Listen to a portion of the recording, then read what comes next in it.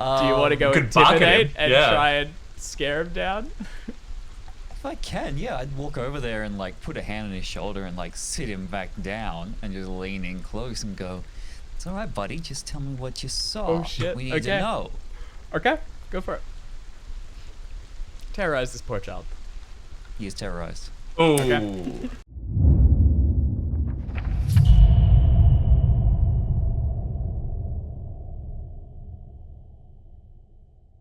G'day, and welcome to the Stream of Chaos. My name is Dave, and I will be your keeper of arcane lore for this session of Call of Cthulhu.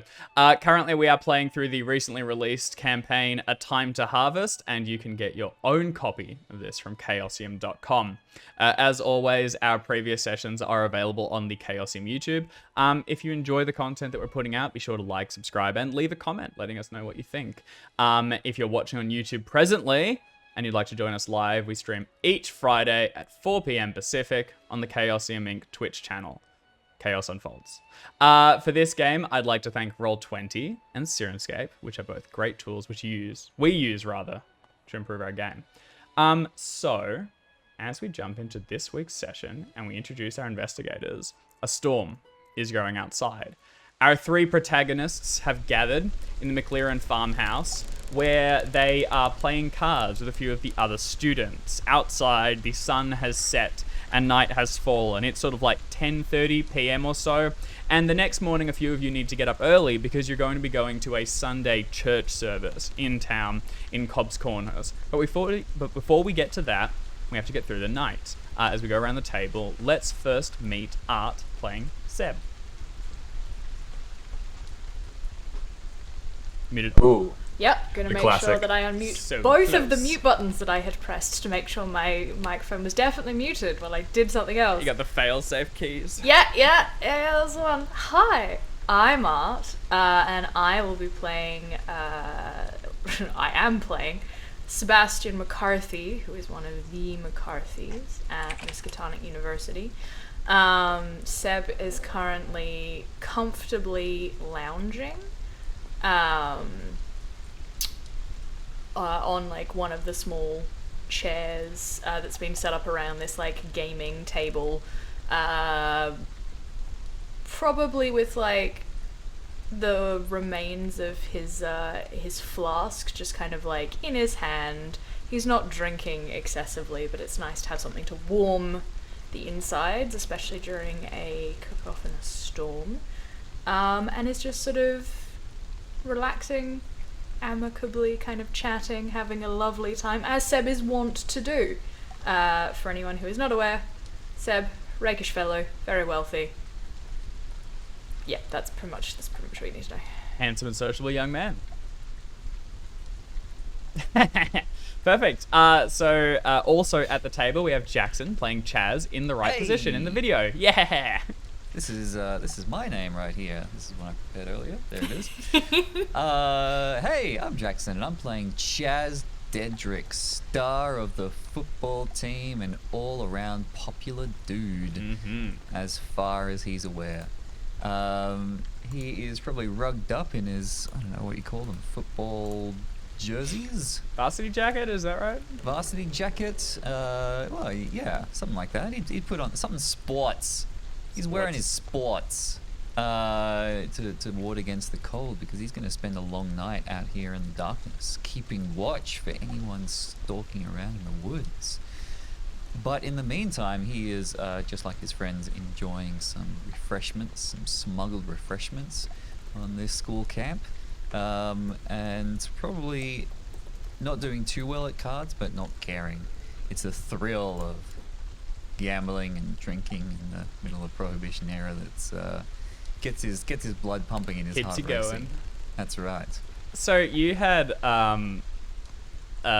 got a little bit of attention last session, earlier What today. Are you talking about? And if you were on thin ice previously, the ice is so thin, sort of a paper sheet laid across the water. Are you behaving any better? Are you keeping, the volume down a little bit, given that, Blaine is only in a locked room not too far away? No? No.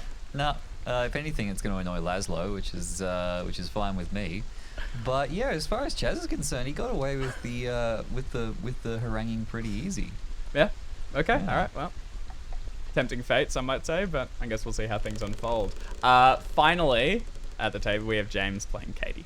Yes, I am Katie Wilkes. I am the nerdiest nerd that ever did nerd upon the fine fields of this town. I'm currently sitting at the table with my notebook in hand, going over exactly why my plan didn't work. The numbers were right, and yet I've still lost money in this damn game of poker. It's a statistical anomaly, the likes of which will need serious research by academics, and it is not evidence that I have a problem.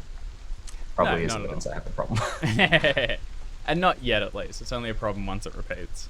Perfect. So, Katie, Seb, and Chaz are joined by a few of the NPCs we've met earlier. There is Louis Gibbons, who is a sort of white stoner-looking fellow who's also doing quite poorly at cards, but doesn't seem too phased. He didn't have any money left, so he's been anteed up by someone else, and it's not his to lose, so he's fairly unimpressed by the whole thing. There's Harry Higgins, the red-headed Irishman, who is very happily, excessively drinking and sort of just having fun and gambling pretty heavily. There's William Noakes, the pleasant farmer kid who's sort of playing... He's more sociable. He's just there to hang out and have a good time rather than bet anything, and he folds often and just tries to keep enough chips that he can stay in the plane. And then the most competitive of them is Roderick Block, who will meet anyone's ante. He will contest cards. If he thinks someone's cheating, he's happy to level a finger at them and accuse them. And when it turns out they aren't or he can't prove it, he takes it in good fun and just tries to get on with the next round. Additionally, Jason Trent, the very shy young man, is perched in a windowsill reading a book, and he spoke with Katie earlier during the last session. Clarissa Thurber is upstairs, either retired to bed or working quietly, you're not sure which. And finally, there is Terence Laszlo, who is laid down on his cot, having been recently expelled from Sebastian's room. He's wrapped himself in a blanket and plugged in a pair of earbuds that he brought from home, and every time the volume raises above a half decibel or so, he harumphs loudly, and then when ignored tries to roll over and go back to sleep. Blaine has not been seen since he retired to his room much earlier in the evening and locked the door behind him. So, how's the night gone for you guys? What kind of things have you been up to? What games have you been playing? Have you been drinking? What's it look like from each of your perspectives so far? I think from my perspective, I'm kind of coming out of my shell a little bit. I am channeling the charisma of my twin Violet, and I am, enjoying a little drink or two. I'm trying to gamble, and although I am getting a bit frustrated by all this, it isn't really a big thing. And I'm just having fun talking to everybody and trying to dispel this rumor that I'm a weird ghost-worshipping sleepwalker. We'll see how that goes. Oh yeah, that's right. Chaz and Seb? Aside from playing the card games, probably drinking a little bit more sparingly tonight than last night by the campfire, because as mentioned, we're going to take shifts. We're going to keep watch. We're going to post at the door, and we're going to keep a keen eye on the woods for that heckin' serial killer wandering out there. So Chaz is having a good time, but there's also like a little bit of excitement bubbling away because we're going to catch someone tonight. Do you keep on thinking you see something like out the window and excitedly running Yes, over to it, hoping you'll be able to every now and leap then, into like action? every half hour, Chaz just goes, jumps out of his chair and looks out the window and goes, Not yet. Seb? Seb... I'm not muted, yay. Seb is sort of like just gesticulating with his flask, keeping the conversation flowing, good-naturedly poking fun at Block every time there's like any of those little... I think Seb's not a like bluffing man, but he is someone who is both charming and persuasive, and I think like he knows full well that Block can see through any like bluffs that he tries to make, so he makes them anyway as a way of like trying to get a small rise.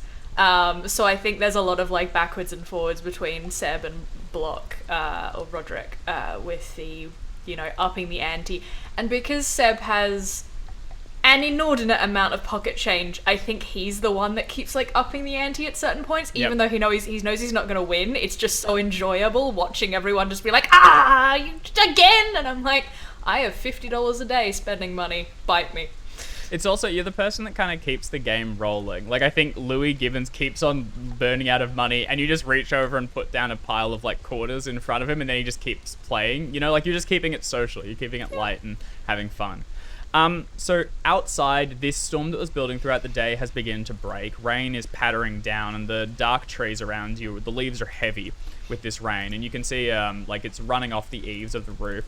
This place is fairly worn down, and there are cracks. You can see drips and drabs falling in throughout the house, and a couple of like buckets and plates have been laid around, but for the most part, it's pleasant. It's still summer, so it's fairly hot, and although a couple of you have like put on like a jacket or something just to, given the storm and night, it's still kind of muggy and permeates the air. As the darkness draws on, the game of cards falls to the side, and it's William Noakes who proposes playing Truth or Dare. If everyone's still interested to play and don't need to go to bed at any time soon, he introduces the rules, saying that, you know, each round will go around the table, and someone is going to say if they will accept either a truth or a dare, and then whoever is suggesting it to them will ride, you have to do it, and then it will go on to the next. If everyone stays at the table, a couple of rounds go around, and it's sort of like the mundane stuff, and where we pick back up, we're getting to the good things. Gibbons has already confidently stripped down to his jocks by this point. It's unclear if that was a dare or if he was just happy to do so. And he's posted up towards the back. Noakes has gone through an entire like row of shots and is sort of sitting there slurring his words ever so slightly. And when we get to Katie, it's Block who looks at her and goes, "All right then, well, Ms. Wilkes, truth or dare?" Dare. He pauses for a moment, thinking, and goes, "Alright. I reckon you can get away with something a little stupid. I reckon you can stick your nose where it don't belong. I want you to go over there, knock on Blaine's door, and ask him if he really did have something to do with them missing students. Just poke the bear a little. Just enough to get a rise." Ooh. The universal. Oh. Oh God, that's a big one. I think Katie is taken aback. You gotta do it. You have to do it. Them's It's the the terms. rules. Miss Wilkes. Not a cheater, are you, Katie? Cheat? No, I'm not a cheater. Or are you a chicken? Not that either. Let me just think for a second, and then I'll start to sort of gather up my things. And I'm going to head. I think I will head over. And what I will do first is I'm going to gather up some effects, so that I look like I have my books and papers. Yeah. Yeah, and I will head over. And I assume that if Blaine comes out, Blaine won't be able to see everyone like clearly drinking and partying kind of situation. It's like around a corner.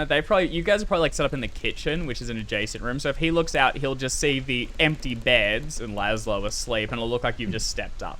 Yep. I will head over and I will knock on the door.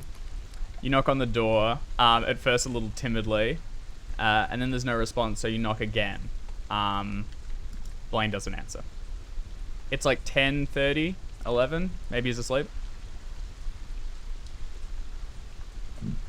Kind of look back and knock one more time, a little more insistently.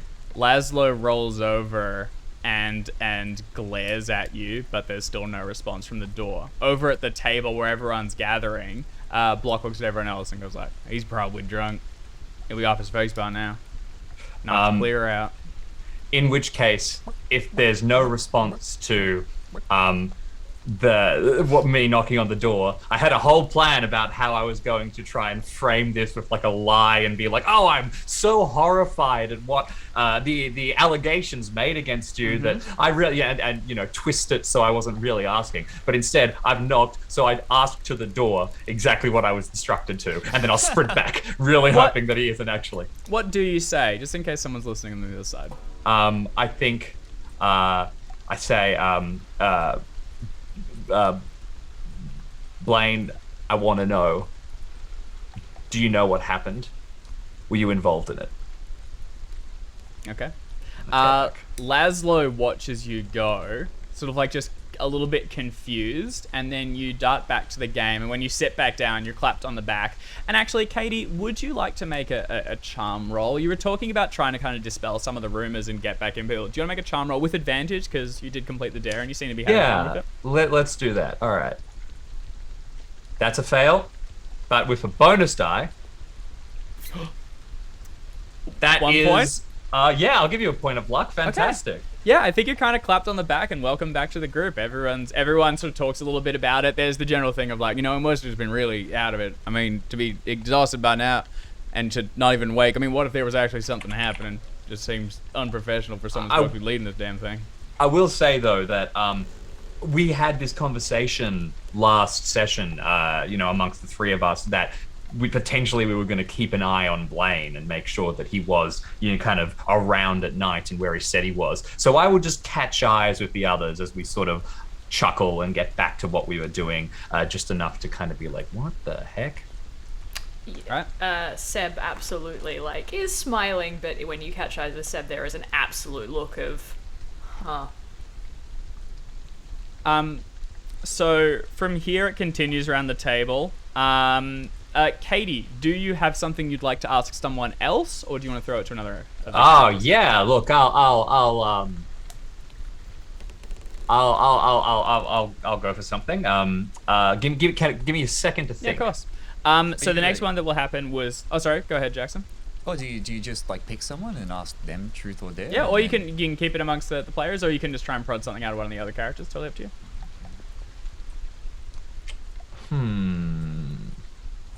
All right. I'll point at Chaz and I'll say truth or dare. Dare. I'm glad to hear. Okay, Chaz. You're a very, very clever person. You've timed everything so that you need to be at both classes, so you can get extra credit, so you can do everything that you need. I dare you to cut classes tomorrow from both of them.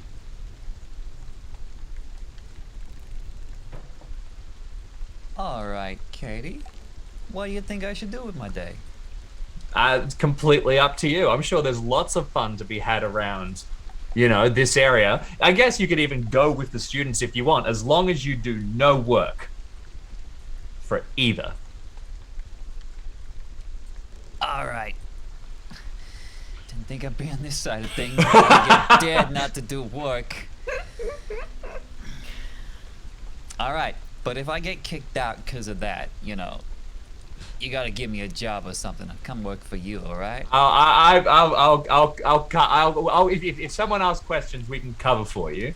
If All it right. gets real bad. Plus, you've got all that work I gave you earlier. You'll be fine. All right. I'll find something interesting to do. Don't worry about that.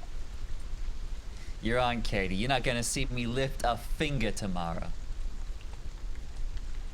All right, perfect. Okay. A deal is struck.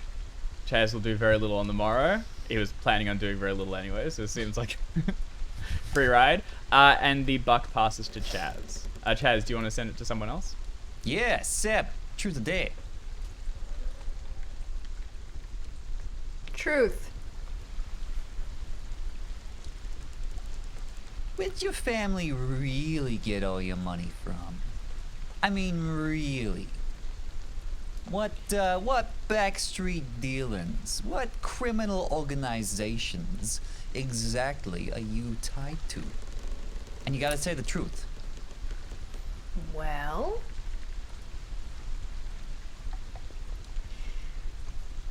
Good one. as I understand it, and there's this look of just conspiratorial glee that comes over Seb's face. As I understand it, one of my great grand somethings was a smuggler.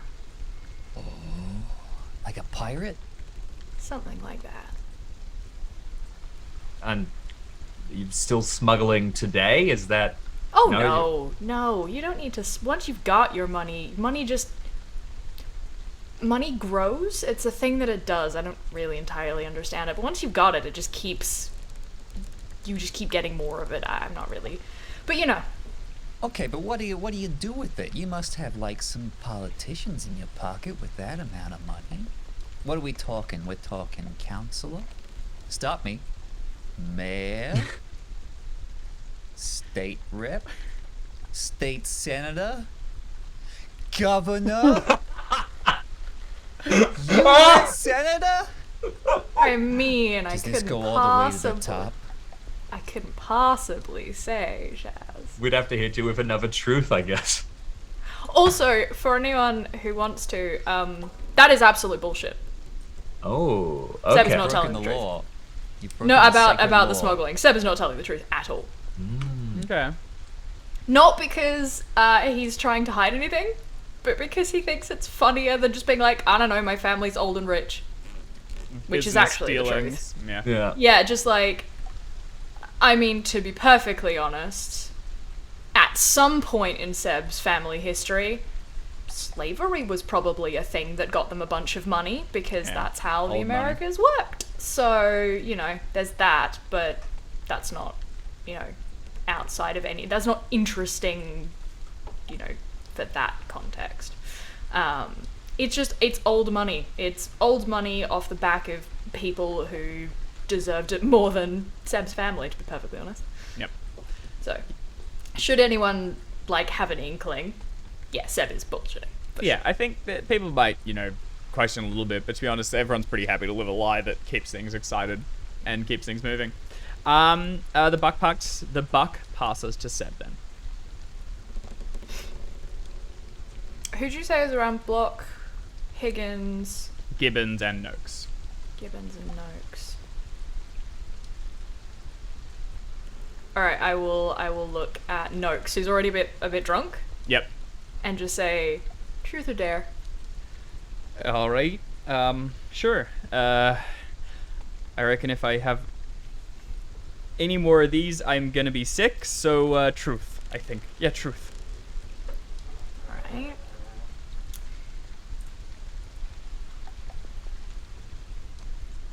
How did you manage to get a placement at Miskatonic University? Oh, hey. It's not real interesting, unfortunately. I got a scholarship. I mean, they say I'm pretty bright and all, and my grandma thinks I'm too smart to, you know, stick around the farm. So she made sure I applied to everywhere and helped me, you know, sponsor to get down and do interviews and such. And they thought I had a knack for something or another. So they, you know, full ride brought me in and set me up. Although that said, I think they want me to, you know, commit to really learning something, or to a major at least soon, because you know, there's only so long you can explore options and such. And he kind of looks down towards the middle of the table. As Seb just goes, they're lying to you. You can explore options for the rest of your life. I intend to. Sure, just not for free.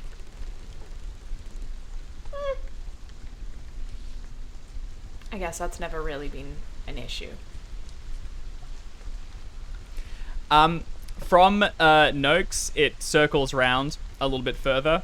Higgins, whose family in theory has ties to criminal enterprises in Arkham, and actually probably spurred by the question towards Sebastian and the idea of smuggling, is asked if there's any truth to that, and he does admit that his uncle is technically Danny O'Banion, who is one of the head crime bosses in Arkham, and the game kind of like tumbles away for a little bit while he just talks about, and at this point, Seb, you're 100, he's probably lying about that. You think is true, but he's then lying about, like, you know, how when he was in school, his uncle would have him do runs for him, and then, you know, and he was technically there for a hit. He drove the car, and, you know, it's beginning to just completely derail.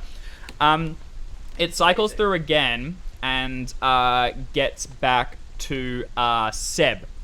And it's Higgins who asks, right then, well, Katie, sorry, not Katie, Seb, truth or dare?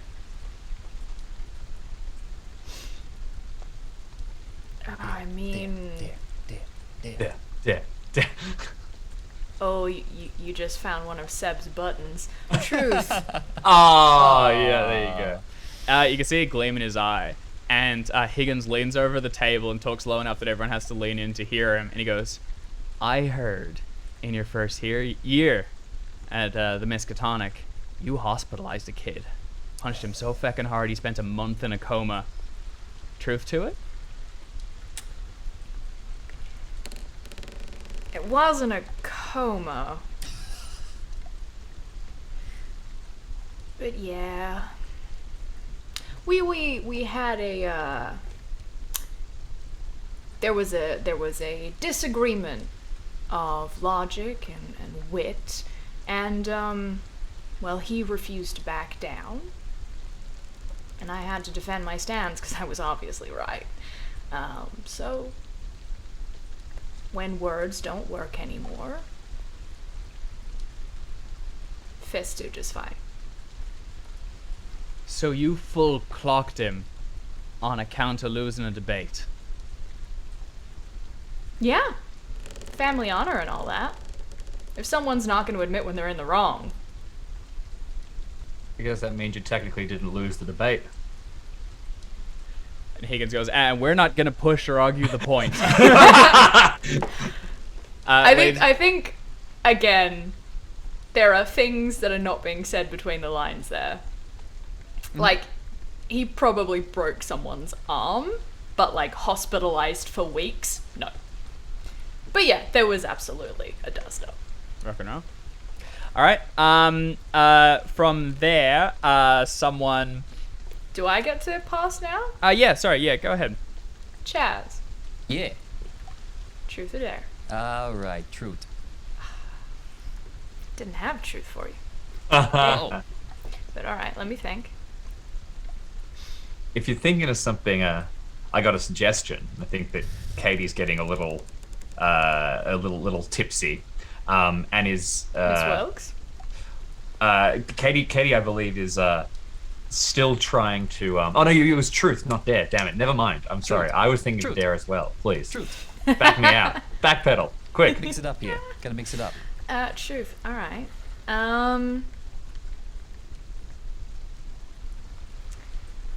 I heard that your father didn't get his steel mill through hard work or inheritance. Is there any credence to that, rumor? Watch your words carefully, McCarthy. My father built that steel mill from nothing, with his own two hands. And if you've heard anything to the contrary, well, I'd like to meet that person. Meet him with my fist. My father's generation built this country with the sweat of his brow and his own two hands, his own blistered, worn hands. I mean, you have to tell the truth if we say truth. I'm telling the truth. What I'm saying, Dedrick, is I believe you, and I will pay no attention to those rumors at all. And I will look towards Laszlo in the corner and just say nothing. Oh dear. That's fantastic. Throwing Laszlo under the bus even further. I mean, if I could literally throw him under the bus, I wouldn't, but I'd get Chaz to do it. As the buck passes to Chaz, Jason Trent, from the window, lets out a small yelp and drops his book and looks out for a moment. People kind of continue talking, but Chaz, you notice him do so, and he looks out, and you've been kind of like keeping an eye out at the windows, ready for a SWAT team or whatever assault might come. The buck's with you. Hey, Trent, what you see, buddy? He looks out and he looks back and he goes, "Sorry, shakes his head and goes to pick up his book. But when he picks it no, up, he's no. stepping away from the window and moving towards like the center of the room. No. Stay there. You're doing a good job, kid. You're a lookout. We need that. Tell me what you saw. Everyone's looking at him, and from his perspective, he looks up to like 6 faces staring at him. He begins to clench the book tighter. Do you want to give me? Do you have charm in it? Absolutely not. Do you want to go could bark at intimidate him, and yeah. try and scare him down? If I can, yeah, I'd walk over there and like put a hand on his shoulder and like sit him back down and just lean in close and go, "It's all right, buddy. Just tell me what you saw. Oh, shit. We need Okay. to know." Okay, go for it. Terrorize this poor child. He is terrorized. Ooh. Okay. As Chaz comes looming out towards him, this huge block of a figure, Jason's like stepping away from it, his eyes wide, he gets backed up to the thing, and when he gets to the, he feels like the cold glass against him, he spins around and looks at it nervously and slides down the back. He just goes, I thought I saw something moving out there in the dark. All right, boys, armor up.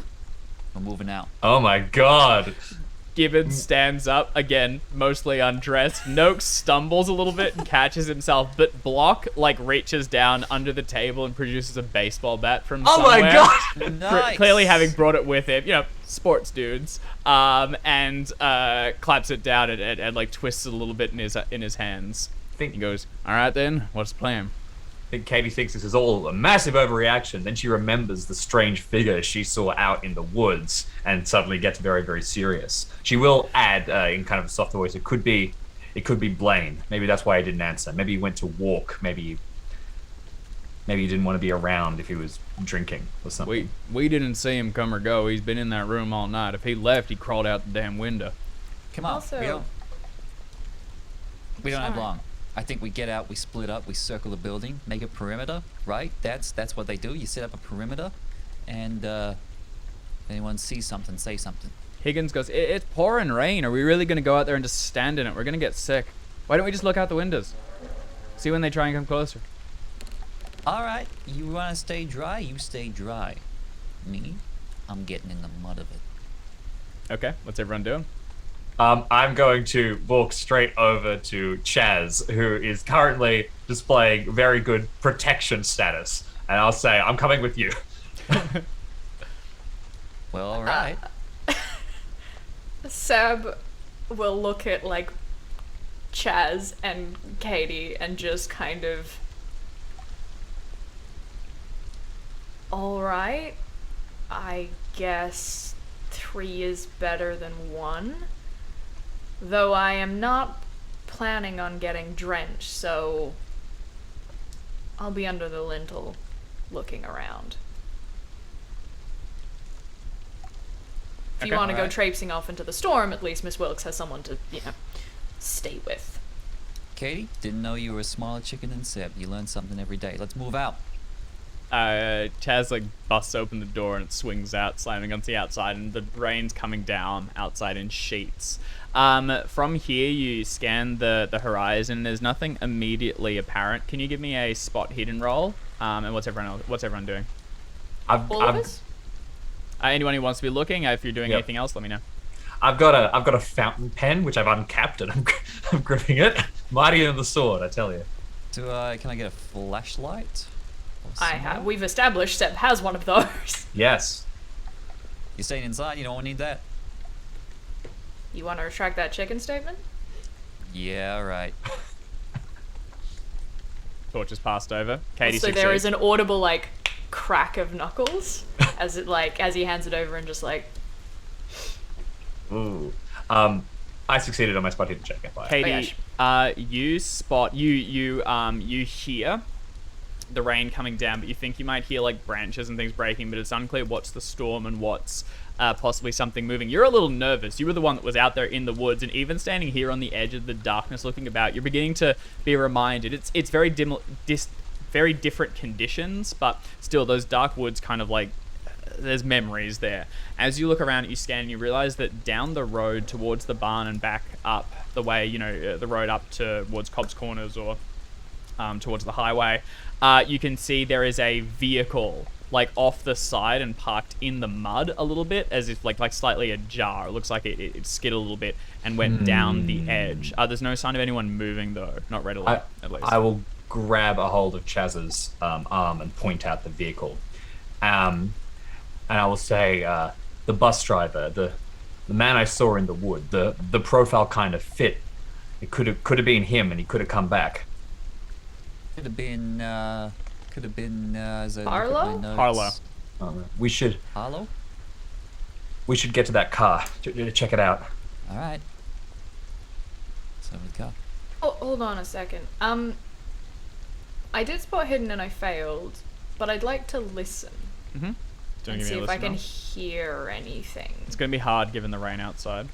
Ooh. That's fine. I'll do my best. Bang on the money. Do you pause them before you listen, or is it as they leave? No, I think Seb pauses and is like, and I assume catches something. But the other two, I don't think he sort of says stop. He's just gonna take a moment to Takes you listen. a moment to listen. So Chaz and Katie sort of like pop collars and shrug your shoulders up and begin to head off towards the car on the side. Seb, you pause standing under the lintel. Block is just nearby, grinding the baseball bat in his palm and swinging his eyes out and trying to spot anything. When you hear something around the side of the house, like it's slumped against one of the walls, you hear like a bang and then like what sounds like plants or something being crushed underfoot around the corner. You can only just make it out of the sound. If they're heading across to the car in this way, it's around the corner on the other side of the house. So they're heading out into the storm, and there's something on the other side. I will look at Block and just say, Block, Yep. and then walk, and assuming he will follow. On the outside, you're going around. You said it sounded like crushed plants, so the thing is going to be on the outside. Yes. Yeah. So I will say, Block, I heard something, and then point and start making my way around with hopefully him in tow. Yep. He follows after you. So Katie and Chaz, you head out under the rain, and it's wet. You're like sliding a little bit in the mud. And you go past the bus, parked quite neatly in front of the barn, and get towards the truck. As you get there and your torch flashes across it, it's a different color to the one that Harlow drives. The color mostly being like rust and fallen apart. And as your torch goes across the windscreen, you can see it's caked with like dirt and grime. One of the windscreen wipers, actually I don't even know if they have them at this period, but like if the equivalent of is like broken off, and the mirror that you see is cracked. On the interior, the fabric of the seat is frayed, the stuffing coming loose, and you can see like piles of bottles and cans on the passenger seat. In the back, you can see two hooks where a shotgun might hang, and they are empty. Oh. What are the two of you doing? Sorry, you said this is similar to Harlow's truck, but not No, Harlow's truck? it's a truck. It's not Harlow's. And it's beaten up. It hasn't been sitting here. Like, it's just arrived. Looks like it's new. Recently. Yeah, there's tracks along the side where it's come through the mud towards this location. Should have been a shotgun there. I'm gonna hurry forward, and I'm gonna hope that if the immediate suggestion to me is there's someone drunk has rolled up, grabbed a shotgun, and strolled out. Based on the fact that they might be careless and that this car is ancient, I'm going to check all the doors and hope that one of them either is unlocked or doesn't open properly, or if there's a window that I can get in through. No luck check required. You go to the driver's seat. When you wrench it, it swings open. A couple of bottles roll out and tumble to the ground. You can see they're clearly like smuggled in beer or something, and where they drop down into the mud on the interior. It's quite a big deal because, obviously getting alcohol is hard, and there's not much around these parts, or at least ostensibly. Can I go for the glove compartment or 1920s equivalent and start to look for some kind of registration? Yep, so you get into the driver's seat and begin to look for some sort of proof of who owns it. Chaz, what are you doing? If Katie's pointed out the shotgun holsters, I'm going to scour the vehicle for any other weapons. If someone's got a shotgun, they might have a small arm as well. If you want a fountain pen, you let me know. Can you both I give me don't. spot hidden rolls? Okay. Spot hidden is terrible, but in good Call of Cthulhu practice, I'm taking every opportunity to roll it so I can get So you it can up. get those improvements. That's a hard success for me, but I might give you 2 points of luck for an extreme. I feel like this is a time when I want to be particularly. I don't think you need to. I think you'll get the information that you want. That's okay. So Chaz, you look into the back and you're unable to find anything that you need. Katie, you from the sorry. So there's no signs of additional weapons. There's not even a sign of. There's not even like a box of shells or anything that you can easily spot. So it seems like just the shotgun. From the back, there's just more litter, like food and empty tins and things. Katie, from the front, you go through. There's no registration or anything that's apparent, but you do find a letter crumpled up. Actually, so not crumpled, carefully folded. But looks like it's been folded and unfolded so many times it's beginning to wear away. Like, you know when you fold it into a square and the center's like breaking apart a little bit, and the ink's been a little bit smudged by being thumbed over or possibly even wetted at different times. The letter is addressed to my dear Jimmy and is signed Anne. Oh, it's this. Yeah, it's the town drunk. It's that Yeah, guy. and appears to be Jimmy McLaren, the town drunk. Who somehow or other maybe next to the farmhouse we're staying at. Can I flip open the His letter farmhouse. and quickly scan through it? Yep. It seems to be a fairly mundane letter. It's addressed to my dear Jimmy, and it says, like, you know, I miss you already. I'm headed into town for the day to get shopping. I'll see you this evening. It seems to be a very mundane, like, there's really nothing of interest in it. It seems to clearly hold some sort of special importance to him. As you get this and you're looking over at Chaz in the back seat, Seb and Block swing around the side. And in the dark, given you've given your torch away, on the interior of the house, you only have like small candles and things for a light, so very little filters through the windows. But the two of you can see a large figure leaned up against the side of the house, like on its knees in the rain and the mud, like trampling this flower bed, and pushed up against the walls with his fists against them, and in the mud in front of him is a shotgun, and it's clearly Jimmy McLaren. He has not noticed the two of you yet. His head's like bowed down and pushed against the wall. He's like leaning into it, and you can quietly make out like mumbling or something. What do you do immediately? I will put a hand out to stop Block. He pauses. Possibly the worst possible thing to do, I'm going to attempt to speak to the man. I'm just going to say, Mr. McLaren, are you quite well? As you talk to him, he looks up, and I've very clearly got like hands where he can see them, and you know. He's soaked through with rain. He's not wearing a jacket or anything, just like a blue work shirt, but it's completely drenched and sticking to him. One of his suspenders has come undone and is just like dragging behind him, and his trousers are stained and muddy, his boots unlaced, and the shotgun lies in the mud before him. As he looks at you, his hair plastered to his scalp, his eyes are pink and bloodshot, and his mouth opens slowly, and it takes him a moment to even like notice you. And when he looks, his brows deepen until you can just make out the tiniest little pricks at the lowest points of his eyes, and he glares at you. He begins to like put a hand up to pull himself up, and you can hear underneath the rain, you can hear him mumbling. He's going, "I'll kill you for what you did. To my house for what you did. I'll fucking kill you." And he's beginning to like grab down towards the shotgun underneath him. Block takes a step back and then reaches forward and grabs you, Seb, and like pulls you back and goes, "Fuck this guy." What do you do? I allow myself to be pulled back, and I am going to yell something of the equivalent of whatever the 1920s version of active shooter is. Oh, God. Okay, all right, you yell, just alerting everyone nearby. It's raining.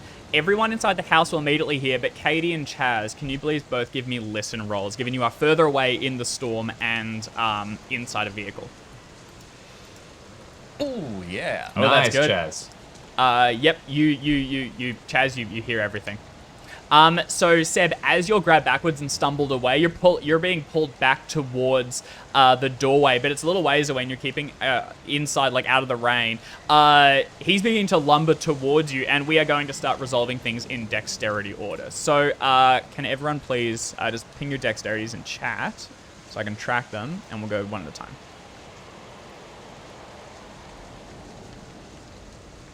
Okay, Seb, you are going to act first. I am getting... My aim is to get back inside, step 1. Okay. That is the plan. Alright. So you move away and around the corner, and you get towards the door, which is still swinging open, and stand inside it, like watching from the car. You can just make it out, and you can begin to see the doors opening and shapes step out as Chaz has heard the call. Yeah. The eventual aim is getting to Blaine's door. Okay. Given you're not like doing an action or anything, you can just keep running towards Blaine's door. As you run in, you like step over Lazo and think who's stirring and beginning to like pull himself up and look around. He doesn't know what's happening. Higgins. Can I say something to him as I walk past? Yeah, of course. I will turn to him and say, "Make sure Clarissa is safe now." And he scoffs at you and he goes, "You don't tell me what to do. I'm trying to sleep, you goon." He doesn't realize what's happened yet. He doesn't know the input. In that case, I will just look at him and be like, "Enjoy getting shotgun to the face," and I will go and I'm gonna slam on Blaine's door, and if he doesn't respond, I'm going to put my shoulder into it. Okay, so at this point you've gotten to the door and you'll be trying to open it on the next turn. The next is Jimmy acting, but neither of you have eye lines on him. You just hear a yell from around the corner, and Block comes stumbling out. I'm gonna make a roll to the keeper. Oh my god! There's no gunshot. Okay. Running around the corner again comes Block, and McLearen somewhere just behind him. He gets towards the door, and it looks as though he's been like slugged in the shoulder or something's been swung into it. He leans against it and he goes, "That son of a bitch hit me. Get inside and close the damn doors." And he moves to like close it. He also leans over and he snaps towards like Gibbons and the others. Says, "Someone call the sheriff." We now go to Chaz and Katie. Who wants to act first? If I can go first, I'm gonna say we got to get somewhere safe to hide. He's not.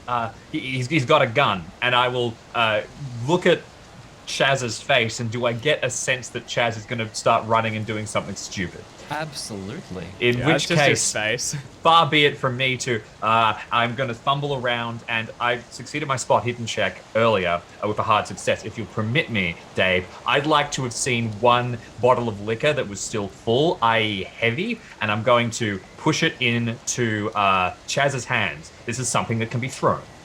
Hell yeah. It's like, I think it's like mostly drained, but it's one of those like old school heavy square shaped bottles. You catch the edge on that, that's taken someone down. And also it's unlikely to break. Like it's a blunt instrument by this point. If I can do anything outside, that might be my whole turn. No, you can do Otherwise, something I'd else. like to duck, and I'd essentially like to stealth. Okay. You know what? I'm not going to have you roll until someone actively looks for you or something comes up. So at this point, you like crouch down. Are you staying inside the car or are you going outside and hiding at the back? I think I'm outside the car, sort of covered behind it. So you like move out in the rain, you're sliding in the mud, and you get to the back of the car and crouch down behind the tires. Rain's pouring down around you, and you can't really hear or see anything. And at this point, you're just completely enveloped in your own little cocoon, hoping that you're safe. As you crouch and we go to Chaz's turn, Katie, you can't help but be aware that to the other side are the woods.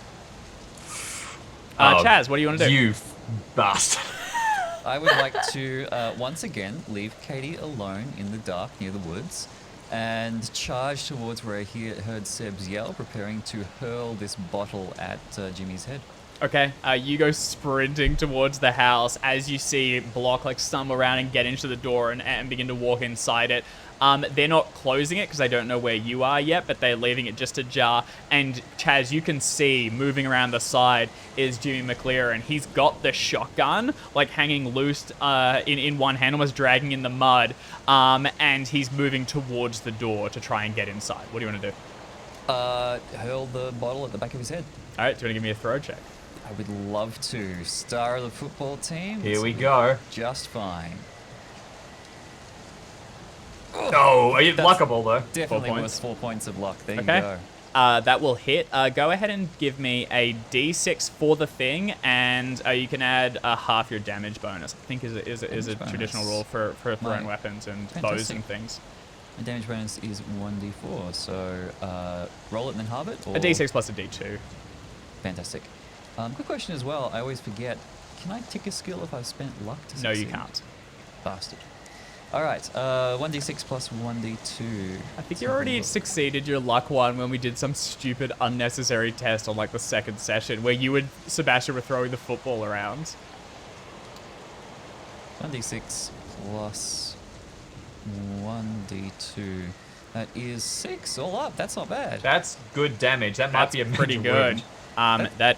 So as you describe it, that's a pretty powerful hit. What does it look like? Chaz is Yeah. good at football. Yeah, he's just sprinting through the rain, somehow managing to keep his footing, you know, going long, going for the, and now I realize that Jackson knows nothing about American football, going for the long pass, pigskin, touchdown throw. You know, it's great. Hurls it, sails through the air, and maybe I threw it just hard enough to smash on the back of his head. Yeah. So as he's like turning around, you just fling it at him. This heavy glass bottle arcs through the air, spiraling once, then slams into the side of his head. It's a big hit. When it hits him, it rebounds off and he smashes into the side of the wall, staggering and trying to stay up. I'm going to make a constitution roll. Oh my god, so you might have just knocked him out, which And would be... as At least he- the effect. I'm just going to keep sprinting, getting ready to, like, tackle him and hug him. So he like gets hit in the side, slams against the wall, rebounds off and shakes. You can see blood beginning to pool down, mixing with the rain and dripping into his shirt underneath. He is still standing, but he is badly wounded. And you close the distance, just like tackling into him as the two of you tumble on the ground just inside. Close the distance into close shotgun range. That's where you want to be. Inside, Higgins, Higgins hearing you, Seb, scrambles, like what you said to Laszlo, goes like, I'll do it, and he scrambles to the stairs and begins to rush up to get to Clarissa. Noakes and Gibbons both make their way towards the phone. Noakes gets it, he's the more sensible one, but as he tries to, he's just too shit-faced to get the numbers going, and Gibbons takes it, and in a surprising degree of sobriety, begins to call for the sheriff, and it starts ringing as we go back to Seb's turn at the top. I'm assuming there has been no response from Blaine, so I am, unless there has been any kind of noise. Yeah, so your first thing, you get here and you go someone check on Clarissa, Block goes, someone call the sheriff, and you get inside and you slam on the door, just barreling into it. From inside, actually, can you make a listen test? Yes.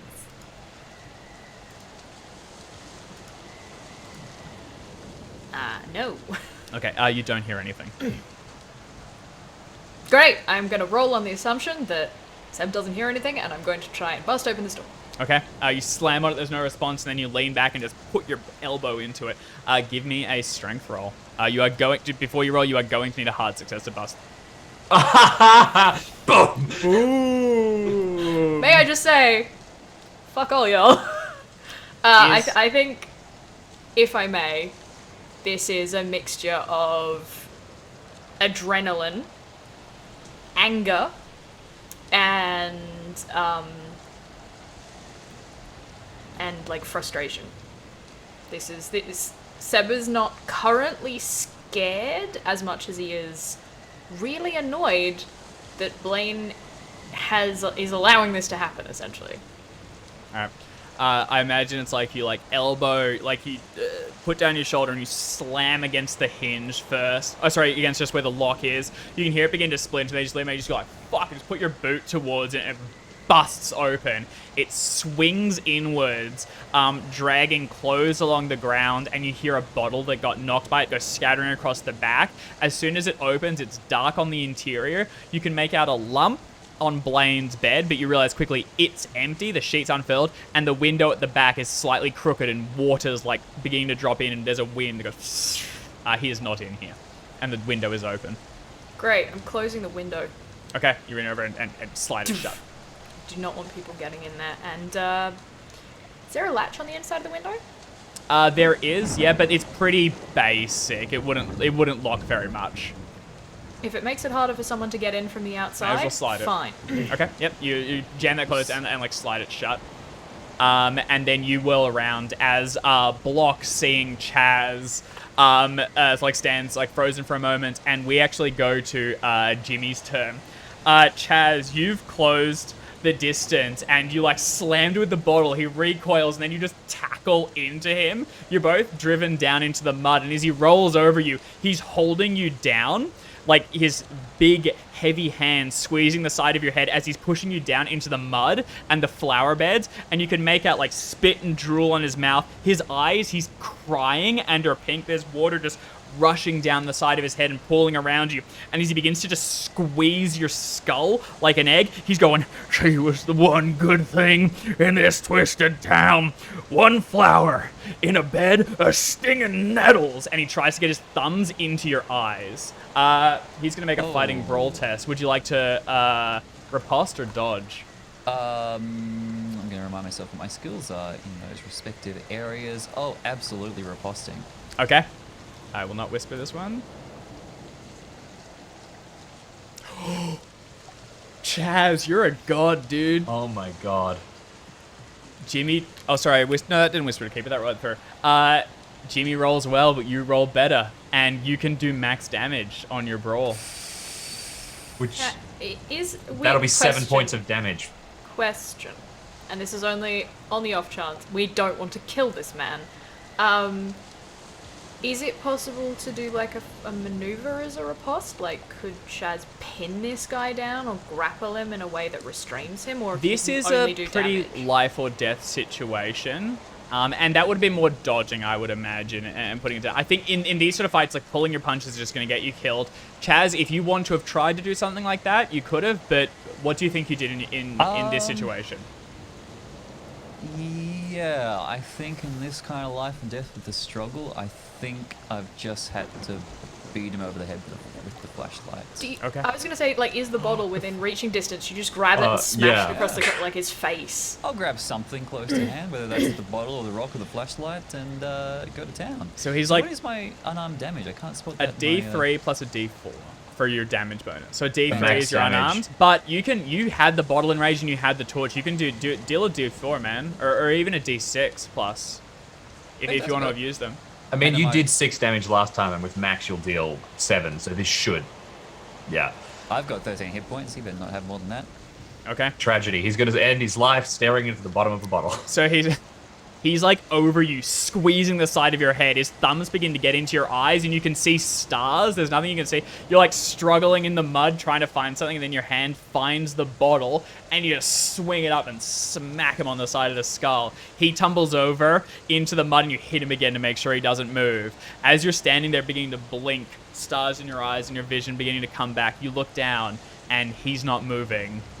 In the rain pouring down, in the mud mixed around it, blood's beginning to pool out and through the flower bed. He's not dead yet, but he is in very, very bad condition. What is everyone doing? I'm going to run over and check on Chaz. Okay, so Katie goes running out. Seb, what's your next action? The others are still on the phone. I don't know what's happened, so unless someone yells about the fact that there is someone bleeding outside... I think Block will say, I think he got him. That is not, there is a man down who needs first aid attention, which is something Seb can do. So Seb is going to try and find a handgun or like something like heavy in Blaine's room, like some kind of something, because he's just looking for defensive weapons. Okay, can you give me a spot hidden check, Seb? Mm-hmm. I'll meanwhile, I presume with Chaz's help, are you okay? Are you okay? You got him. Yeah, just get him inside. Get him inside. Can you help me carry him? Yeah. Oh God, his head. I think. Hold, and then I assume we drag him onto the veranda, and I'll start trying to, support his head, make sure he's not dead. I guess I'll functionally make a first aid check. You the two of you get him inside and onto one of the cots. Laszlo, seeing the body, someone freaks out and stumbles away. And at this point, Higgins and Clarissa, who's dressed in a nightgown, peek down the side of the stairs, and Clarissa begins to sprint down to help. She's also trained in first aid and can assist. You get him onto one of the cots. I was really worried about Clarissa because she'd said earlier that Blaine was like really creepy, and I was worried that he'd like climbed up a window and was going to murder her or something. A little bit of that as well, possibly. Uh, Seb, I'm gonna say that is a fumble. You are still looking in the room as this is happening. So you're searching. You know, you think you can find something, so you're scrambling around and trying to find a heavy instrument or a weapon. The door that was like splintered open kind of like swung back a little bit, just enough to obscure your vision, so you don't immediately see what's happening. Katie, are you trained in first aid? I have 30 in it. I believe that is base. So no, That is base. I very happily yield to Clarissa. If I can provide a bonus die, I will. Otherwise, I'll go over to Chaz and make sure he's okay. Chaz, you're not trained, are you? In first aid? In first aid? Doubt it. Let me check. Okay. No. If you 30 want, space, is that right? yes, 30 space. Yeah. I was thinking it's probably better that you fumbled on the spot hidden check rather than on the first aid check, all things considered. Okay. Katie, if you want to try and assist Clarissa, you can. You will give her a bonus dice, but given you aren't trained, it's a bit, middling. It's just like holding the head. Okay. Moral support. The phone call is continuing to happen, and you can hear Gibbons getting through to the sheriff. Clarissa's going to roll. It's good. It's a success. Right. There's several fairly tense moments as she looks over him, and you can see the bit where first you clocked him on the head with it, and then he slammed into the side of him has broken open a portion of his skull. Oh, God. And she's beginning to get pillows up and under it and bandage it closed. As this is happening, she's just working fairly practically. Katie, you're helping. Seb, after a moment, you can come out. The penalty was you weren't able to assist with the or aid with the first aid. Chaz, what are you doing? You just pummeled Killed a a man near death. That was very close to killing him. What is your reaction? Not great. I think kind of the hands start to shake uncontrollably, and I think Chaz will just start pacing, stalking near the windows just to try to shake out that energy, the adrenaline. As And, just go into himself a little bit. Can you give me a sanity check, please? Not massive penalty because he didn't die. Okay. All good. All good. You're okay. All good. All good. Do I see this? Yes. You Cool. now come out as Clarissa and Katie are going to be dedicated to this first aid for a little bit. Katie, you can talk and stuff, but you are helping with this throughout it. Seb, you can see Chaz pacing back and forth. Gibbons is on the phone, and he puts a hand over the receiver, and he goes, deputy's nearby. He's going to be here soon. And then he goes back to talking. Noakes sits down, exhaling and looking down and just trying to catch his senses. Jason Trent is at the window, frantically looking back and forth and looking down at the body and then looking outside, looking at the body and looking outside and just trying to keep measure of the situation. What do you guys want to do? while I'm helping, and while as the conversation progresses on the phone, I'll go, deputy's coming. You need to clean up. You need to clean everything up. Get rid of the liquor. Hide it away.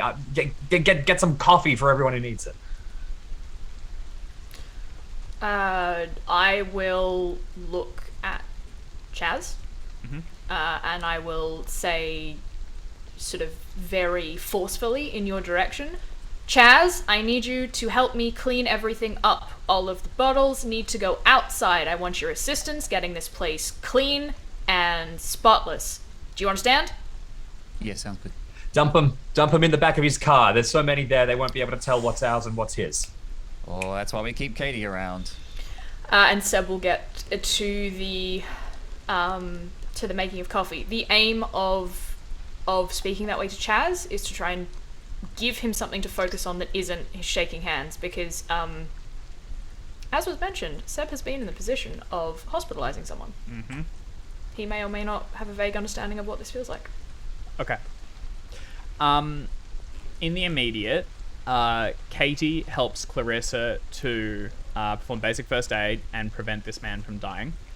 Chaz and Seb and the others working together will remove all evidence of drinking, just leaving the cards there, and head over towards the car to dispose of evidence there. In the not too soon after, lights will be seen as the deputy's truck begins to arrive. But first, as you guys are going over towards the car and you're coming back, you see coming back from the outhouse is Robert Blaine. And as he's walking through so he's got like his collar up, or like even a hood pulled over, and you can see he's visibly stumbling. It'd probably be Sebastian and Chaz who are just coming back from unloading the car when you see him approach, and he's heading towards the door. Actually, no, sorry, he's heading towards the window to his room. You muted, Jim. Which is currently latched. Seb and Chaz, what do you do? I reckon just leave him to stumble around out there. That light of help he was.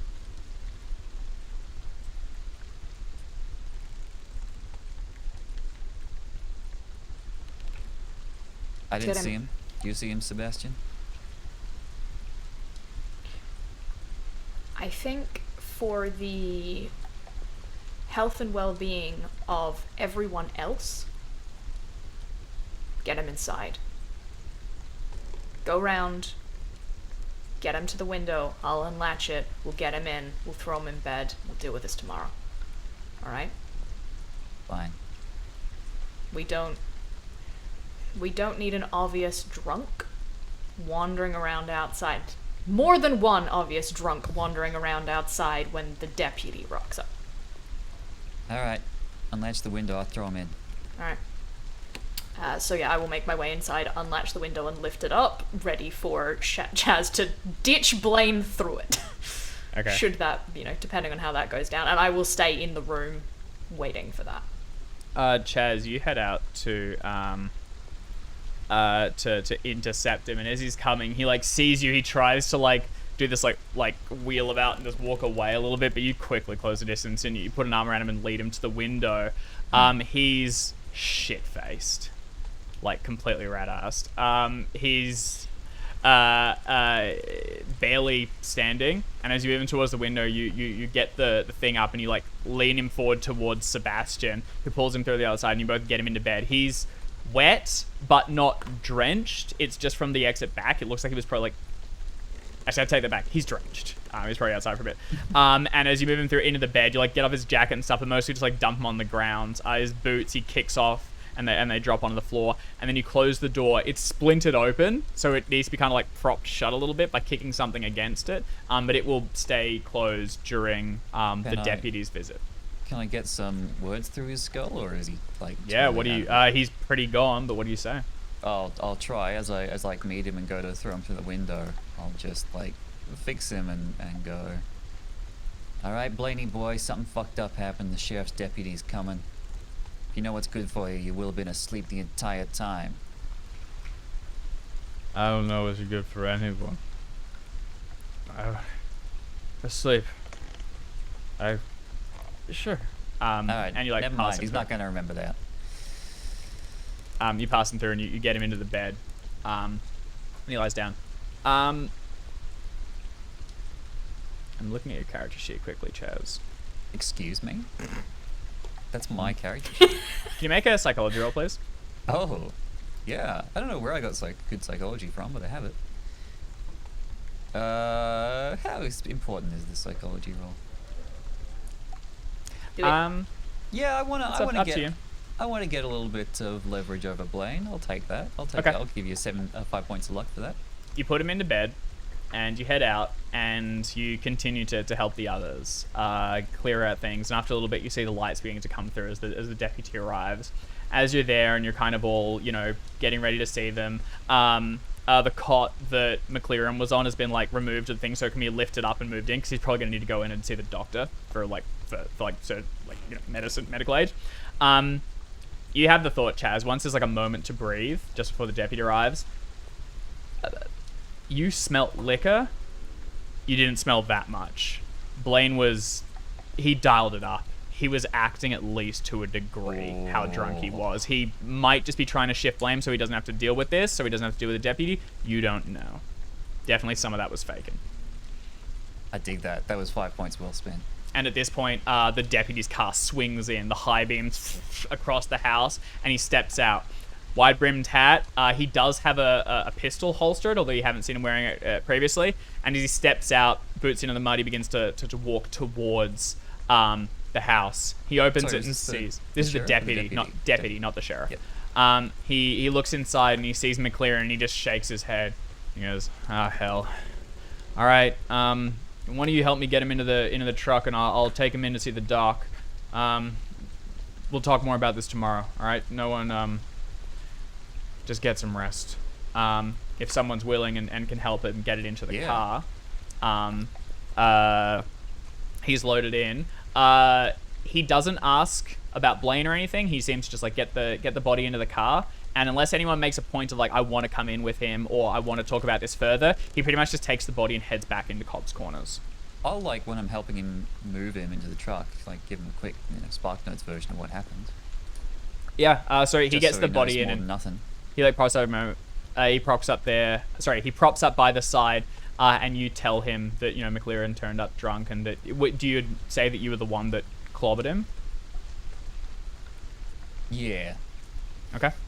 The deputy. 'Cause he had a shotgun. Yeah. The deputy actually saying that we'll go and find the shotgun where it like dropped in the ground, and we'll retrieve it and move it in. And his truck's over there full of liquor bottles. Okay. He says, all right, we'll take a look at that tomorrow. You did the right thing calling us, and seems like you acted sensibly here. McLaren's been a trouble to several folks, so we'll make sure he gets the help he needs, but might be spending a few days behind bars.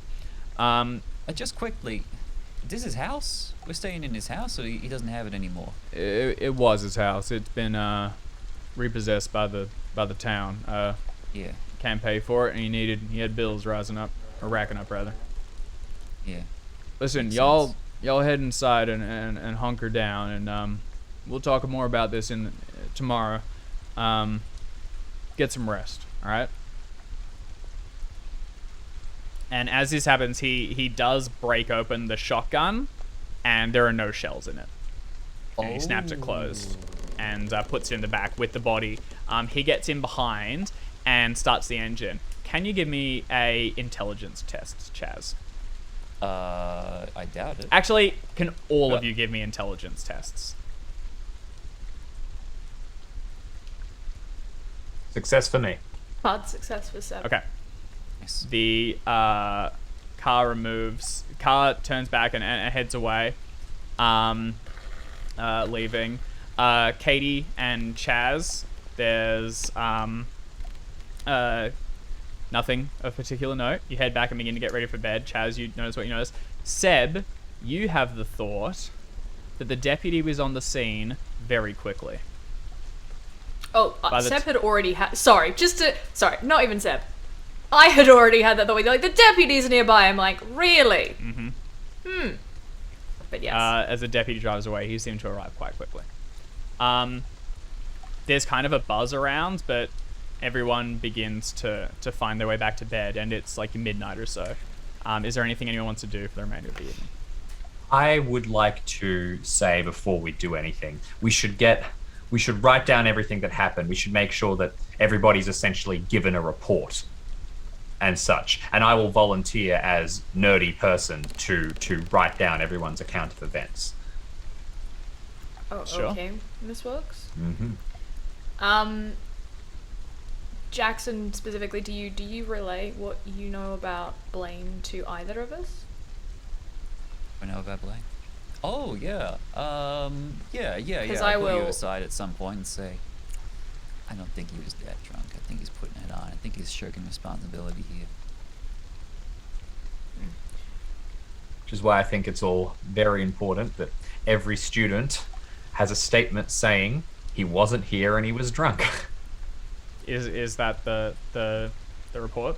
I mean, unless these two want to steer me in another direction, I would like to use this opportunity to kind of like reinforce everyone into sort of like a pretty savage perspective on Blaine here. Okay, so Cliff Notes, what you're saying is McLaren arrived, Blaine was not on the scene, McLaren was dealt with by Chaz, who did bludgeon him, but, in self-defense, etc. After investigating, Blaine came back, was drunk, was put to bed, and it was the students that spoke with the deputy and delivered McLaren to them to take back. I think my preference would be, and please, you to jump in if you want to think. It's your thing. We needed to talk to Blaine earlier in the night, and we knocked on his door, and he was not there. Later on in the night, a crazed drunk man arrived and started attacking people. We ran to Blaine. He was not in his room. It was filled with liquor bottles, and we managed to subdue the drunk man. Chaz heroically saved everybody. And then Blaine arrived a while later, stumbling drunk. I think I see where you're going with this. Seb does. And we'll just, as you're writing this, come over and just quietly, just to you, just put a finger on the page where you've written, stumbled back drunk, and just goes, this is going to be more helpful if only some people know about it. What part are we hiding? What part do you want omitted? You can leave the assumption that he did not respond to our banging on his door for whatever reason. But let's leave the part out about him not being in his room and coming back. He just didn't respond. All right. His room can still be full of liquor bottles, and people can make assumptions as they wish, but I think leave the part about stumbling around outside for now. If you think that's wise, but okay, I trust you. You're better at these sort of delicate situations than I am. If you feel capable of leaving out specifics about drunkenness and just leave that to people's imagination, imply it, if you will, without specifying. I trust your intelligence enough to do that, Miss Wilkes. Sure, I'll leave it vague. I presume you also omit the student drinking. Oh yeah, no one is drinking. What's student drinking? Okay. We were doing a late night Bible study. I will, at some point through the course of the evening, speak to both Chaz and Katie and mention it was a bit strange the deputy was here so quickly. I also want to call attention to, Blaine's mysterious absence yesterday, unexplained, and then returning with the deputy. And if he was around, I think it's very likely that he was meeting with the deputy. Heck, you mean we can't trust the deputy neither? Well, you two relayed the whole journalist thing to Yeah. Seb. Did you relay that it was Wendell? Or did you keep that vague? I What was think, Wendell? yeah. Okay, in that case, Seb will be like... The deputy is Cotter. Deputy Cotter. Wendell's the journalist. Yes, but if they relayed everything that Wendell said, Oh, yes, it Seb was will the be like, Deputy who tried to burn down the newspaper. Yeah. I don't think we were able to trust the deputy at all. Damn. I like a steel trap. I think based on the fact that we might not necessarily be able to trust the deputy, I think the focus on my getting a statement is to make sure that we are all, as in all students, immune from being blamed here. Mm-hmm. Trying to safeguard ourselves. Okay. All right. Rather Rather than blame Blaine. Unless there's anything else you want to do tonight. I want to... Seb will... Narrative bullshit. Seb will go and make sure that Clarissa is okay. That's bullshit. Sure. When you speak to Clarissa, she was in her room working pretty late. She heard the party downstairs and just wasn't interested. She was working and going over notes. And then she'd actually gone to bed when Higgins burst in and brought her down. When you find her, Seb, she has brought a small wash basin into her and Katie's room. Katie's just downstairs talking with Chaz briefly, and she's cleaning the blood off her hands, and her nightgown has stains on it as well. And you talk to her. She's okay, clearly shaken. And she says, I'm grateful we're going to church tomorrow. As am I, Miss Thurber. That was some exceedingly fine first aid work. My mother is a doctor, so I know good work when I see it. Truth told, it was more luck than anything else. Jeez. I just hope he's okay. I don't know if you partake, Miss Thurber, but if you would like to take the edge off. I'm fine. Thank you. I'm fine. I think I just need to go to bed. I will trouble you no further. Rest well, Miss Thurber. You too. And she gets into bed, and Katie, when you go to bed, you'll hear her tossing and turning a fair bit throughout the night, but she does sleep. Fair enough. I'd like to talk to Chaz before we sleep. Yep. I just want to see how you're holding up after everything. Yeah, no, that was good. That was good. It was a good result, you know? No one got hurt, and everything's going to be all right, I think. So I'm good. How are you? I'm fine. I just wanted to say, Chaz, you did the right thing, you know? If you hadn't landed that throw and then tackled a man with a gun, it could have ended really, really badly. As far as we knew, he was going to shoot people, get people killed, and Blaine wasn't here to help. You were the only one who was. So you really did the right thing. Kept everybody safe. You know your business. Thanks, Katie. I'm just doing my best. As his head grows 3 sizes. Fantastic. Yeah. Great. Okay. Literally, because it's Call of Cthulhu.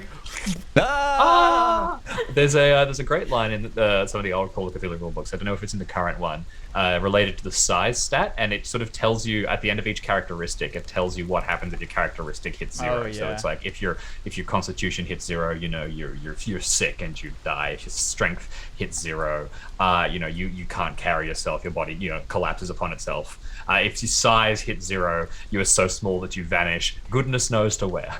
And I always loved that. So, better growing than going small, I guess. Ew. The next morning comes sooner than anticipated, and everyone who mentioned going to the church will be woken up by Blaine shaking their shoulder. As I believe it was Seb and Katie both mention it, but anyone else can hear the group beginning to get moving. I organised to not go, actually. I told Blaine I wasn't going to go. Okay, well in that case then it will just be Seb. And Clarissa, no? Yes, but as you're woken up, Clarissa and Trent are already up, having gotten dressed in their nicest clothing. Everyone can hear it. So Blaine wakes me up? Yeah. Blaine knocks on the door, comes in. Higgins turns over and ignores it, and Blaine shakes you briefly and goes, "Mr. McCarthy, we're heading into town for church. If you're still attending with us." You roll over, and he looks like he's pretty well put together. Mm-hmm. His hair's combed again. He seems no hangover visible. Yep. He seems to. I will sit up and just say, "Give me a moment to get my effects, and I'll be right down." And as he turns away and gets to the doorway, I'll just say, "I do hope your head isn't ringing too much this morning." He instinctively puts a hand to the back of it and he goes, "We're leaving in 15 minutes." And then he heads downstairs. You get your things ready. Chaz and Katie, if either of you want to tag in, you can. Otherwise, the group is addressed. He talks to a half We heal asleep. again, right? Yes, you can all heal 1 point. Great, because I'm still injured from the first night. Everyone is addressed. He says the service is at... they're going to be heading in for 6:30. He's going to drive in, drop everyone off, and then come back. He expects everyone to be ready to go. Additionally, Harlow should arrive before he gets back, so you are to pack up everything and be ready to depart. The storm outside overnight has continued, and now water is just pouring down. He says, we were here last time. These storms will happen. They can go for several days. It's not going to stop the work we're doing, so be ready to depart. If necessary, bring some extra ponchos and food. Just be ready for anything. And then he heads out to get the bus started. Seb? Is it reasonable that Seb might have an umbrella? Because I would course. very much like to, because Seb is dressed in very similarly dark clothing to what I am wearing. I would like it to have a very funeral vibe. It's like a black umbrella, so good. like it's very like overcoat funeral. So Blaine like goes out to the car and gets it started. Trent has his little book bag and he like puts it over his head and sprints for the bus, and you like take Clarissa under the umbrella, and the two of you make the And it's like much more dignified. It is a could've very easily like fit Trent. it's a proper, you know, again, funeral umbrella. It's like a golf umbrella. And like yes, excessively dignified to the bus. Awesome. You make your way to the bus. It starts and heads into town with just the three of you aboard it. Katie and Chaz, do the two of you roll over and go back to bed? No, not 5 minutes after the bus has left. I'm going to go and find Chaz. And Chaz, I need your help. Chaz. You guys are. This room is like the common, like everyone's in this room, but Chaz, you get woken up again. Yeah, get your shoes on and come. I need to talk to you. Nice try. I'm not doing any work today. I kind of look around, and then I'm going to lean in and whisper in your ear, I'm going to break into Blaine's room, and I need to look out. Well, that's not work. You tell them that event. All right, awesome. So we will come back to the two of you. All right. Driving into town, the rain is continuing to just pour down in buckets. The drive-in is definitely more cautious because the roads can be a bit slippery. And you sit next to Clarissa, just talking idly, just about things that happen. And Trent, despite that only the three of you, goes like 4 seats back and parks himself looking out the window. As you come into Cobb's Corners, it's got a different atmosphere to it. Has a different atmosphere than it has had previously. The sun doesn't really, even though it's early, it's summer, so it is beginning to rise, but it's hidden behind clouds and the whole thing's kind of grey and dreary. No one's really outside, and as you pull up towards where the church is, you can see that there's a couple of tables set up under eaves and a few people beginning to gather for the Sunday service. Mabel Carruthers, who is the librarian, Seb would have seen but hasn't met, is standing with Anne Haggerty, the woman who runs the diner, and they've got a table with like pastries and coffee laid out for people, and they're making sure that all the people attending are like, fed and given something to eat. Holly Rydell. This is so church. Holly Rydell, the school mom, is perched like on a chair under the eaves of one of the nearby houses, and there's a group of children like all gathered around her, eagerly talking about like how their weekend's going, and like harassing the teacher that they found, and just like very excited. They're quite young. They're like 5 or 6, and she's talking with them. Sheriff Spencer is standing up by the entrance to the church, talking with the Reverend, both very severe, stern-looking men, and just looking down on the whole thing and harumphing. Who is Spencer again? The sheriff. Oh, right. Oh, sorry, yeah, Sheriff Spencer and the Reverend Wilson. And Jason Haggerty, the young son of the diner owners, and what looks to be visibly the Reverend's son, are both dressed in like the altar boy getup, like the white gown things, and they're both standing in the doorway, just kind of like hanging out and gossiping a little bit before things start.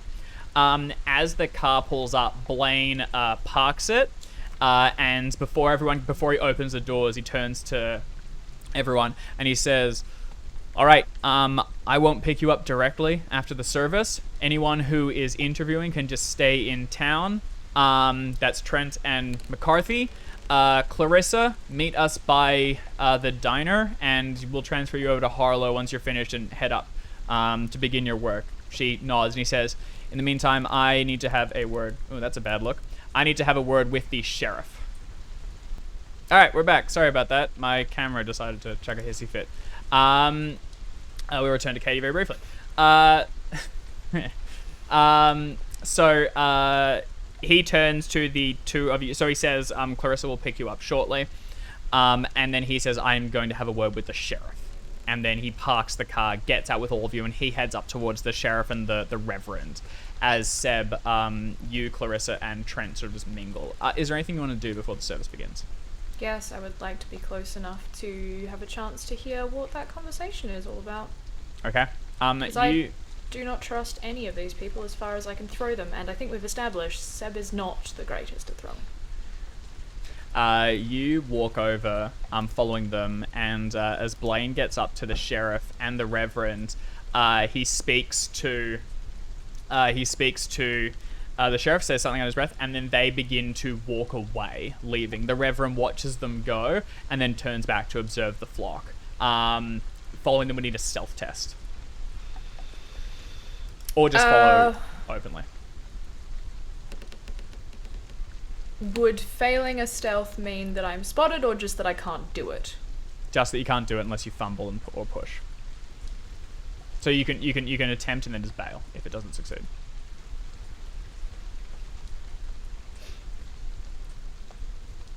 Look, I'll attempt stealth. There is a chance I can fumble because my stealth is under 50, but we'll see how we go.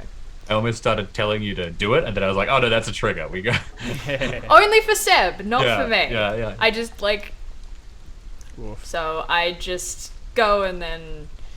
You try to follow, and the Reverend watches you leave, and from around the corner, Blaine looks back, clearly checking to see if anyone they're visibly making sure they're not followed.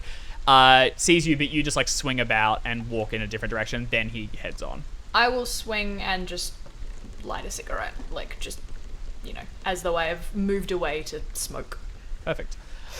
Is there anyone else you approach, or do you basically just wait it out? I will go over and say good morning to the librarian and... Is it Anne Haggerty? Anne Haggerty, yeah. Yeah, because I saw Anne... No, Anne's diner, not grocery. My bad. That's right. But yes, no, I will go over and get a coffee and say good morning, and make pleasant chit chat as I am wont to do. I am making myself friendly. You head over there and you get a Danish or something and a coffee, and they just remark how nice it is to see young men still coming into church on a Sunday. And they say, if you'd like to be introduced to anyone, please, and if you want someone to sit next to, we'd love to have you in church. It's such a good thing that you're doing, and please help yourself to food and coffee. It's all free. I'll also go over and say good morning to the school mum, because we were introduced to her on the first day we were here, and I think Seb does spend a small amount of time playing peekaboo with some of the kids, to keep them occupied, because you said they were quite young. As you head over towards the school, you gotten your coffee and you're there, and head over towards it. You spot one of the kids saying something to Miss Rydell, just that eager, look at what I made or whatever, and passing it over. Can you make a psychology roll, please? Sure. No, I cannot. Okay. Apparently, I'm not doing very well. As you pass it over, Holly looks at what's given a little confusedly, and then folds it up, puts it in her pocket, and pats the kid on the head, who then sprints off to go find their parents. And then when she sees you coming, she stands up, brushes off her skirts, and people are beginning to head in at this point. She also says, oh, it's so nice to see people coming into church. We don't get the turnouts that the big towns do, but it's a good way to spend a Sunday. And then she walks in with you as you head in towards the church. I will help her usher the small ones in, because small children are a handful, and I feel like she could probably use extra hands. One of them makes a break for it, and you wrangle a little bastard, and he's brought back inside. As you head up the steps... I bribe him with Danish, because I was that small child, and I know that food gets small boys anywhere. You hand it out to him. He doesn't want the flaky bits on the edge, so he just grabs the apricot-y custard thing in the center of it, rips it out of the center, and you're left with a handful of crusts, which he jams into his gob and charges up the stairs. As you're going up, all of you go underneath the Reverend's stern, judgmental gaze, and you can feel him taking the measure of you as you go inside. Clarissa passes through and he watches her. Trent gets to the bottom of the stairs, looks up, realizes he's going to have to go past him, and stalls until a couple of children go up and he can make a break for it, flanking in past them and not be noticed too pointedly. And as you go past, I imagine you kind of meet his gaze, and he just looks at you going through and nods, and then you all go in and find your seats. I just, good morning, Reverend, and make my way in. He nods and doesn't say anything in response. Also, his wife is also present, sort of like ushering people inside. On the interior, the rain outside is for the most part muffled, although you can still hear it pattering, and it gives the whole thing a very almost like comforting ambience. The whole thing begins. It is very typical. The Reverend welcomes everyone in and leads them in prayer. His wife, Martha, comes up for a period and leads everyone through a number of songs, and the whole thing sort of cycles forward for what will take approximately an hour. Holly, who is sitting just nearby you, has her hands clasped and nods through all of it, taking in the wisdom and joining in the songs. And Clarissa, who you can see in the corner, seems to be very quite religious. She takes the whole thing in. Trent, who you would like look around and notice at one point, seems to be kind of zoning out and just looking around, taking in just the space itself, like looking at the biblical messages hang about and any of like the imagery, and then at one point it seems like he's just thumbing through the Bible and just browsing. The children, for the most part, including the two older boys, are fairly like distracted. They're clearly not big on church, and they don't really get the importance of it, so they're kind of like gossiping and whispering, and only when they're like glared at by one of the older people or given like a rap across the knuckles if they're within range do they quiet down for a little while. And everything continues. It gets to a point where things are about to wrap up when the Reverend heads up to address everyone, and he looks stern. He gets through like the beginning things, and then it seems like he's building to something. But before we get to that, we're going to go back to Chaz and Katie and see what they're doing at the McLaren farmhouse. I guess once we've cleared away from the room filled with people, it did occur to me that it's going to look super sus, but you were like, I'm not doing any work today. And I whispered, and you go, ooh, that's not work, and we dart away. Well, most people are asleep, but getting into Blaine's room is through the like heavily populated one. Like you'll have to figure out a way to Unless... You did say it was around the corner, though. So like no, the kitchen was around the corner. Oh, I see. The main room opened straight up into it. Unless he didn't latch back shut his window after going in. So I think, if he was drunk or play acting drunk, I think there's a pretty good chance he didn't do it. And I'd like to check there first. Okay, so you're gonna flank around the outside? Yeah. Chaz, you going Shoes with? on. All right, so you're going out the side to the window, right? Here's my plan. I want to check the window. Yeah. If the window doesn't work, I want you to play lookout for me either way, just in case someone's coming. But I want you to try and play lookout in the halls, make sure no one's looking, and then I'll try and sneak through. I'm pretty sure that Seb busted the door last time, so there's not a good chance it's going to be locked. We should be able to just nudge it open and get inside. Right, I'll follow your lead. Okay. You both head outside, moving along the eave so that you don't get rained on, and you get to the door. As you jimmy it, Katie, can you give me a luck check? Sure, let's do that. Coming right up. Nice. Hard success. Slides right open. Looks like it wasn't latched, and there's a couple of bottles on the inside. Like it's not even that well hidden. They clink a little bit, but you'd be able to just go straight in, and you are inside the room. And as long as you're pretty quiet, everyone else should be asleep. Note, people should be getting up in the next sort of half hour or so and getting ready, but with neither Sebastian, Clarissa, or Blaine here, most of the let's get going people have left. And Katie, you'd probably be the other one to remind people of their timely duties, so there's probably going to be a little bit of a snooze in. What are the two of you want to do? Clear, let's search it. Come on, quick then. And right. we'll try and find anything we can in here, a more detailed search, looking for notes, looking for a journal, looking for anything that could give away what the heck is going on. Anything that ties Blaine to the deputy as well, I guess. Okay. Can you both give me spot hidden rolls?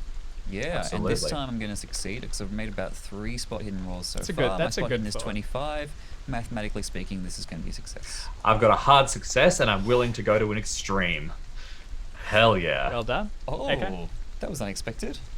Yeah, okay, you can both check it. Tempted the gods of math, and they chose to reward my hubris. Okay. How do you feel about an extreme, David? Is this a scaled success situation? I've got something for extreme, sure. Let's do it. Extreme. Nice. Take it. Okay. Take my luck and choke on it. So here's the general. First of all, it's a very messy interior. There's scattered clothing and also bottles underneath some of the clothing all around, and clearly old mate's got a problem. Looking around, you can find there are details on the expedition that you're going on, as well as like itineraries and a lot of work, but then you begin to find some of the more interesting things. First of all, there is a map of the region, which has a number of sections with X's drawn over them. They include the points on Broken Hill where you were digging, but higher up. And they also include the woods near the farmhouse, but deeper in, even further than Katie went, with X's marked on them as in sort of like, do not head in that direction. There is a calendar, which has like, small things jotted down like, Professor Harold will be joining us on the 19th, things like that, church service on Sunday, just general coordination. Tonight has been highlighted. There is no information provided next to it, but it is circled. There is Professor Harold's telephone number is provided here as well. And underneath the desk, you find there is a locked box, or like a locked chest, actually. He has his normal trunk with like clothing and things, but this is a separate one, which was only found because it was kind of jammed in and out of the way. Additionally, you find there is a newspaper clipping from detailing the previous expedition, which I'll share with you now. It's a handout. I think it's number 4. Love a handout. All right, I've shown that to you guys, and we'll read that in just a second. And also next to it is a photo of Daphne Devine, which has clearly been folded up and kept in a pocket quite regularly. Could one of you please read this handout for us? I will be honoured to, unless Go for it. Jamie, you want to. All right, so this is from the Arkham Advertiser, the Arkham newspaper, not the Gazette here in Cobb's Coordinates. That's right. September 16, 1929. Presumably that's last year. Mm-hmm. Search for missing students called off. Breaking news! You may remember the mystery surrounding the death of Miskatonic University history student Boyd Patterson and the disappearance of 2 of his classmates during a field trip to Vermont last month. Patterson's body was found at the foot of the Green Mountains after local sheriff Dan Spencer grew concerned about the students' whereabouts and mounted a search of the woods and hills surrounding the picturesque farming town of Cobb's Corners in an attempt to locate them. 1920s newspapers really enjoyed run-on sentences. The subsequent inquiry concluded that Patterson's injuries were consistent with a great fall, and his death was recorded as a tragic climbing accident. No trace of anthropology student, Miss Daphne Devine, nor geology student, John Jeffrey, could be found. It is believed that the students were in Vermont following up on a previous research trip which had taken place earlier that summer. We didn't know that. There was another trip before No, you did know that. They went on the We knew larger that, and I one, forgot. and then this small group got permission to come That's back right. and continue. I remember. All right. Another student, Robert Blaine, who had been due to take part in the expedition, suffered his own fall the night before the group's departure, and as a result of his injuries, was unable to join them. As soon as he heard of their plight, Blaine is reported to have rushed to Cobb's Corners to help with the efforts to locate his fellow students. Sadly, that search has now been wound down, as no trace of either Miss Devine or Jeffrey has been found. To date, there is no clue regarding their fate, nor may there ever be. Their loss is undoubtedly keenly felt by all who knew them. And that's the article. And clearly it's been like crumpled up and carried on his person. So there's the locked box, there's the information which has been presented to you, and is there anything else you want to do? Sharing this information, I'll quickly mutter to Chaz. So the deputy was seen right where one of these bodies was found. You reckon he had something to do with it? I don't reckon. I know it. Oh, we got to find out what's going on then. This box, do you reckon you can get it open? Sure. Strength roll. Okay. So you go to it. It's got a pretty decent lock on this one. This isn't like a cheapo one, like on his trunk. You get it up on the table and looking at it, you could, picking it, you don't really have the skill for. You reckon if you get something and you could pop it open, but there's no way this is undetected. This will be open. It will be clear it was broken into. I'm gonna make it obvious. I'm gonna like try to start pulling this to pieces and smash it and give Katie the chance to stop me. But Katie's just said, open the box, and I'm going, sure. I think I really like the sort of relationship Chaz and Katie are building. It's sort of enabling each other. I think I go, Chaz, let me help. And then I'll on the other side, and we will break it open together. All right, Chaz, give me... You don't have to break the lock. You just have to, like... break the box. Get the hinges. Worst case, we take it, and we leave. Okay. I think we're gonna have to take it if we're gonna break it. Yeah, I think we just we'll break it outside and we climb out the window and like go around the back to the barn or something where we can smash it open from the bottom. Oh, make a luck roll. Oh yeah, fantastic. Okay. Hopefully Katie, because Chaz is running low.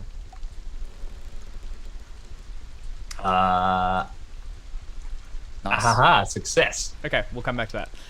You get round to the back of the barn and you've got the box. What are you gonna do? Just like spike it, then jump on it? Yeah, I think you knock the pins out of the hinges if you can do that. Yep. But otherwise, yeah, we'll just try to like break the lock. Or the You don't hinges have off mechanical the repair, do you? thing.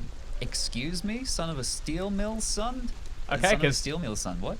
I do have a little bit of mechanical repair, not much. if you want to give me, because here's the thing, strength roll risks damaging contents, right? And it's Okay. also going to be if you succeed in mechanical repair, you could pop the hinges off and possibly none the wiser. Do you want to try for that? I will have a go. Yeah. Okay, give me a mechanical repair. And take a bonus dice. You've got time, and Katie's helping you. Oh, it's 11 luckable though. Points of luck. Or pushable. I've got 17 left. Oh, far right. I mean, that just guarantees you that you're going to succeed the luck check next session. Yeah. Yeah, and we get between 1 and 10 That's- points back. We're getting to the pointy end of the chapter. Yeah, alright. Or you could push it. You could push it, and it's just trying to break it open. But if you fail, you could end up like really damaging something inside. I think I'll go for the luck. Okay. That means Chaz dies before the end of the trip, then Chaz dies. Then we go Yeah, to let's grab every character advantage day. we can. I'm going to spend 11 points of luck, bringing me down to 6, and I'm going to pop the hinges off this box without damaging it. Okay. Yeah, Chaz is good at this. He's got a very practical knowledge, and where Katie's like, first you're like, well, we can't lockpick it. I guess we just have to smash it. Chaz does have like a, like you think to like go to the back, you spot the hinges, and you're able to like begin to work out the pins. Takes a little while, and it's finicky work, but eventually you get them out, and you think that once you open it, you'll actually be able to reclose it, put the pins back in, and as long as he doesn't closely investigate it, he should be none the wiser. All right. You get it open, and you look at what's inside. First of all, there is a case containing a .38 revolver and 6 bullets. I tell a lie. Oh. There is a case empty, which could contain a .38 revolver and 6 bullets, all of which have been removed. Additionally, there are several books that look like they've been taken from a library or something. That are occult. They have a number of like studies on like witchcraft and things like that, and thumbing through them you can see passages have been highlighted, pencil notes have been written in the margins, and there's a whole bunch of nonsense going on throughout this. Finally, underneath all of them, packed very carefully with like cardboard around it so it can't get damaged in transit, are these discs. They're 5-sided, and they're connected along a single rod. There's maybe 8 of them. And they look as though they can be sort of like twisted to click into different positions. And then written all along the outside and the 2 faces is something in a completely unintelligible script. It is not English, it's not Arabic, it's not a language you remotely recognize. And those are the contents. He's involved in something, and there's all these books. There's everything. These books, any chance they're stamped with the Miskatonic U library? One of them is marked as the as the Orne Library, which is the one at Miskatonic University. 2 of them, in the inside, you can see they seem to have been taken from somewhere in New York. And the 4th is like somewhere you don't even recognize. Well, I guess. Okay, here's the plan. We take what we can, take these books, take this thing, right? We've got the whole thing taken apart now. I say, can you break the locking mechanism? We shut it up, we put it back, and we make it look like his key just won't open it anymore.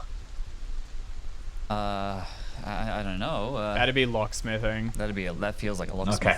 Yeah. In which case, I mean, as soon as he opens it, he's going to know that stuff's gone. So no point trying to get it back. I say we've got this. We've got some information. Wait, try you and wanna find put out it- what we can. Wait, you want to put it back, or you don't want to put it back? No point putting it back. He'll find out anyway. I spent 11 points of luck for it, Jamie. Jeez. Well, I mean, we got it open. I mean, you could close it up without the stuff in it, and that might stall him a bit. Like, he goes over, checks the lock, it's still there. He doesn't need to open it. Like, Yeah, all right, You let's- can keep the ruse going. I guess do so. that. Let's do Yeah. that. All right. All right. We'll keep the stuff if you want to, but we put it back in one piece. Maybe you won't notice for longer. All right. Sounds good. So I guess I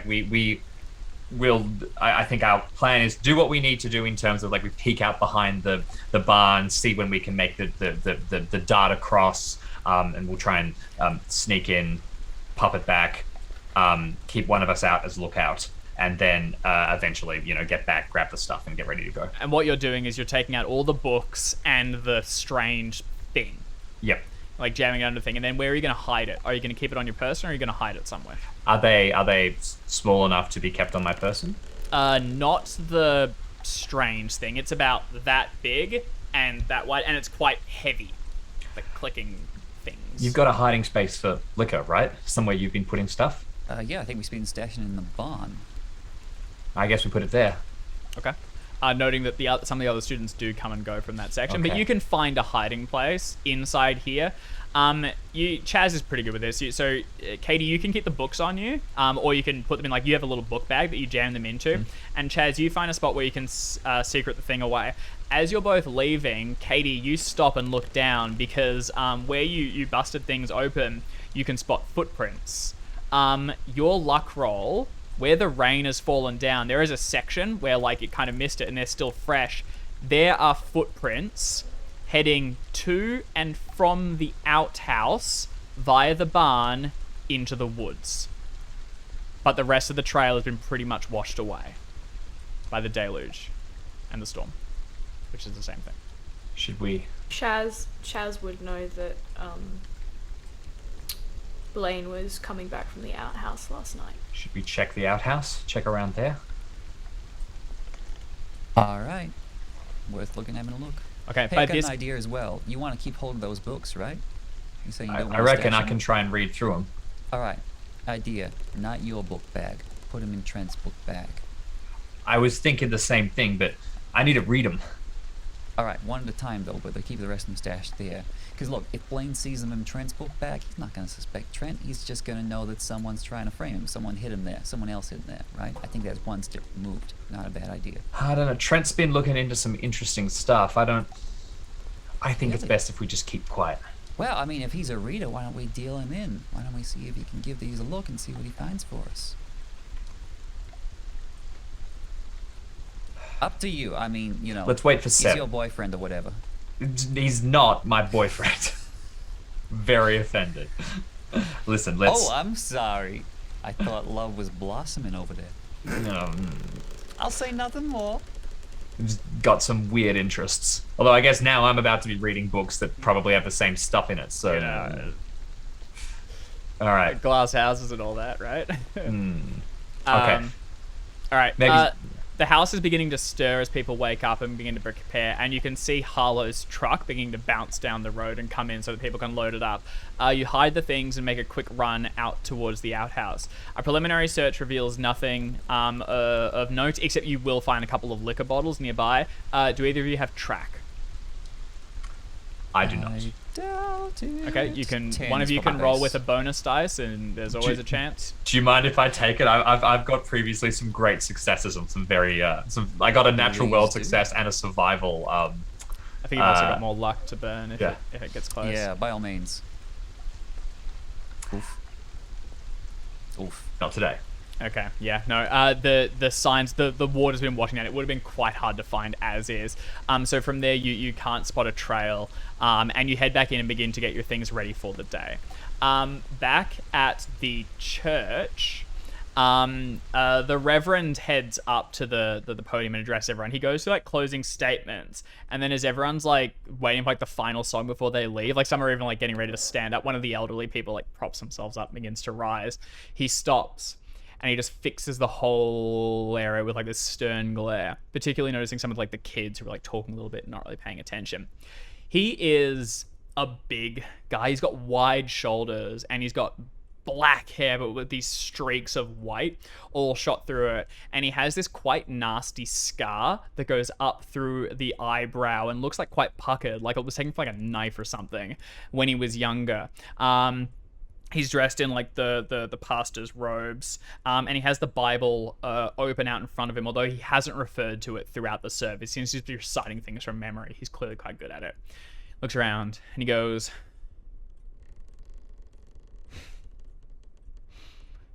"For 25 years, I've been a traveling preacher. Through God, I met my wife Martha, and through her I came to know my son Jacob. I've roamed far and wide delivering the good word, helping where help is needed. In 25 years, I've never stayed in too long in one place. God willed me to travel that he might work through me, and so I wandered." People are like pausing. This is clearly not a standard closing piece, and looking around. And even the kids are quieting for a moment or two. He goes, "Then I found Cobb's Corners. This quiet town, this silent garden.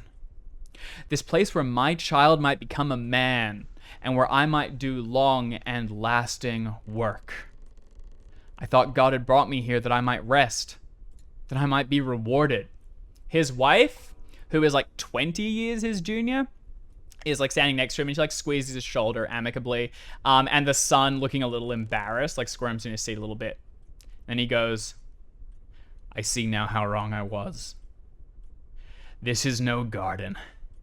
It is a jungle that writhes with serpents and beasts. The devil himself walks these woods, and I see his influence every day. Your children are insolent. Your old stories are heretical. You cling to your pagan beliefs because you believe they give you answers. They are only lies. The devil has deceived you, but God is good, and through us, he will do grand work. I'm not leaving Cobb's Corners. This is my home. This is where my boy goes to school, and this is where his word is needed most. I will fight for your souls every day if I have to wrestle them back from old Scratch himself." His like hair has come undone. He's gripping the podium and it's shaking in front of him. Everyone's silent. And he takes it and you can see him like fighting himself back, and he lets it go, and like splinters are in his palms from where he gripped it. "Jacob, close us out with a song. I pray I'll see you all next week." And he steps back, and his son walks forward nervously and begins to sing. Seb? If there is no gap, then I will do nothing. He takes dramatic pauses. I was gonna say, like, as he finishes with his flourish, if there's a break between that and when he says Jason sing, He like has to recollect himself for a period. His wife looks stunned, and his kid takes a moment to move. Like, yeah, before he does it. Seb gonna make a scene. Yep. A+. Fucking hell. just like excellent sermon. I appreciated that one. Yes, there is a slow clap, and hopefully people join in, but if not, Seb will just slow clap for a few beats and then So Sit back. is it like sardonic? I think I'm using that right word. Like, is it like good job, mate? Like kind of sarcastic, or is it like genuine? What are you hoping to get out of this? Because my instinct would be he fixes it with the glare and is very pissed. Is there anything else you're going for? It sounded like, Because like you said, you are kind of were like a being kind natural leader. genuine. Yeah. Like you were clapping as in good sermon. Yeah. It is a sardonic clap. Like, it is that is about the pace that Seb goes at. But it is the same pace that could be a haha, very nice, or it could be the slow clap that tries to get everyone else clapping. But it's not. And that, it is purposefully ambiguous. Okay. It's not that mean, like sarcastic slow clap that you do, where you're like, Yeah. nice Oh, good job, kind of. That one comes with a certain expression, and Seb's expression is flatline. Yeah. There is no express. So, like, you could read that it's sardonic. You could read that it is, I am trying to get other people clapping. As you begin to clap in this like quiet and like frozen space, he's trying to recenter himself. He's looking down and his eyes flash open. You just see fire behind them as he glares down at you. Can you give me a power test? Ooh.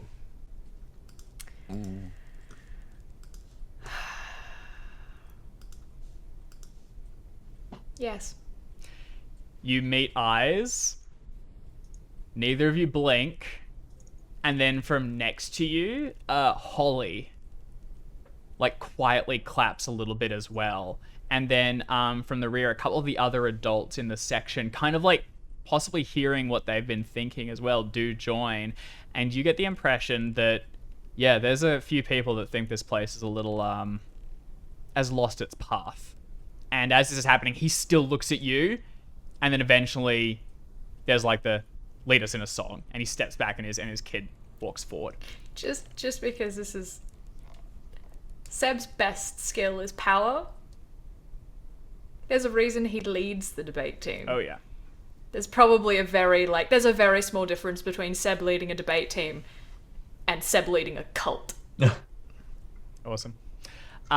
The service resolves from here, and you're all ushered back out into the streets where the storm is growing and people begin to disperse. Katie and Chaz will load up the vehicle with everyone else, and after a little while, Blaine will return with the bus, and you'll all be taken into Cobb's Corners. From here, Katie's the only one that's going up into the foothills today. Is that right, Jim? Yeah, that's right. I'll be taking the camera with me and the books. Seb and Chaz are planning to go to visit Agnes Bellwether. The storm continues to grow, and you will be warned that if it continues as it will, there's a chance that people get, the roads could be swept out, and that the team going up into the foothills is told to bring like extra equipment and things on the off chance that they get caught there for any longer than a day or so. You'll begin to go your separate ways, and as we continue this day tomorrow, Katie, Chaz, and I'm sure you will let Sebastian know, are all aware that something is planned for tonight, where Blaine has had it circled. But I guess we'll find out what happens next week when we return and pick up the scenario. So we'll park it there. I'm spooked. Ruh-roh. Good shit, gang. All right, well, thank you all so much for playing, and thank you everyone so much for watching. We will be back next week to pick up this scenario and continue hurtling forward towards the climax of this chapter. In the meantime, this will be up on the YouTube, so you can check it out there, and if you missed anything, and otherwise, hey, we'll see you next week. Thanks. Thanks, Dave. Rock and roll.